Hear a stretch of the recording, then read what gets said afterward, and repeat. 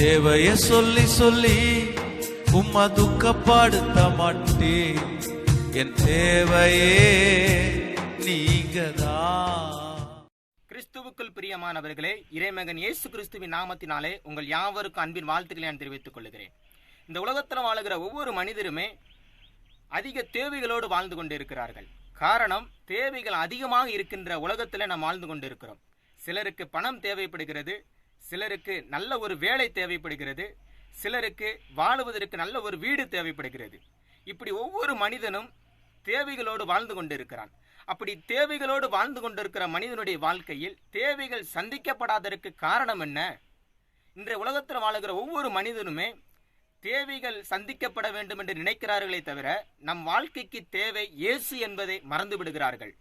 உங்களுடைய வாழ்க்கையில் தேவைகளை சந்திக்கப்பட வேதம் ஒரு சிறந்த ஆலோசனையாக உங்களுக்கு கொடுக்க ஆயத்தமாக இருக்கிறது. மத்தேயு 6வது அதிகாரம் 33வது வசனம் சொல்லுகிறது, முதலாவது தேவனுடைய ராஜ்யத்தையும் அவருடைய நீதியும் தேடுங்கள், அப்பொழுது இவைகளெல்லாம் உங்களுக்கு கூட கொடுக்கப்படும் என்று சொல்லி, உங்கள் வாழ்க்கையில் தேவைகள் சந்திக்க முதலாவது தேவனை சந்தியுங்கள் என்று வேதம் சொல்லுகிறது.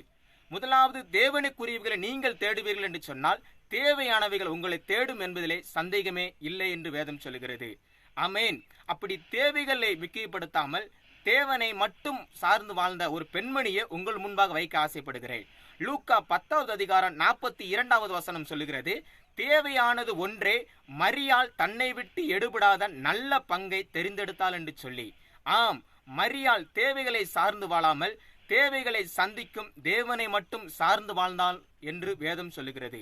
உங்களுடைய வாழ்க்கையில் இயேசுவை சார்ந்து வாழ்வீர்கள் என்று சொன்னால் நிச்சயமாகவே உங்கள் தேவைகளை சந்திப்பதிலே தேவன் போதுமானவராயிருக்கிறார்.